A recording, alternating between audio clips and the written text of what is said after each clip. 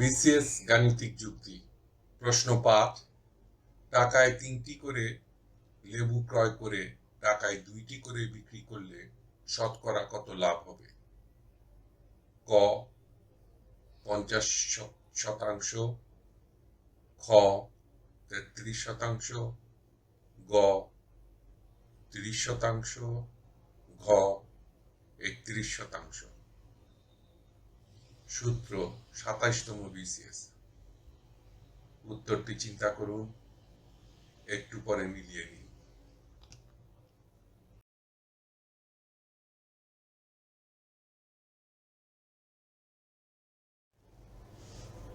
সঠিক উত্তর ক ৫০%। ব্যাখ্যা: ১ টাকায় ক্রয় করে ৩টে লেবু, ১০০ টাকায় ক্রয় করে ৩ গুণিতক ১০০ সমান ৩০০টি লেবু।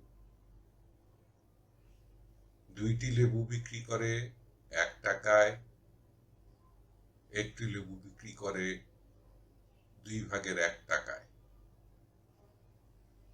৩০০টি লেবু বিক্রি করে ১ গুণিতক ৩০০/২ সমান ১৫০ টাকায়। ৩০০টি লেবুর জন্য প্রাপ্ত মান হচ্ছে ক্রয় মূল্য সমান ১০০ টাকা, বিক্রয় মূল্য সমান ১৫০ টাকা। লাভ সমান বিক্রয় মূল্য বিয়োগ ক্রয় মূল্য সমান ১৫০ বিয়োগ ১০০ সমান ৫০ টাকা। প্রতি ১০০ টাকায় লাভ হয় ৫০ টাকা বা শতকরা ৫০ ভাগ। উত্তর ক ৫০%। ধন্যবাদ। টিউটোরিয়াল দেখার জন্য আপনাকে ধন্যবাদ। আপনার যদি কোনো প্রশ্ন থাকে তবে আমাদেরকে rhkstorecouk@gmail.com ইমেইল করুন বা মন্তব্য বিভাগে লিখুন।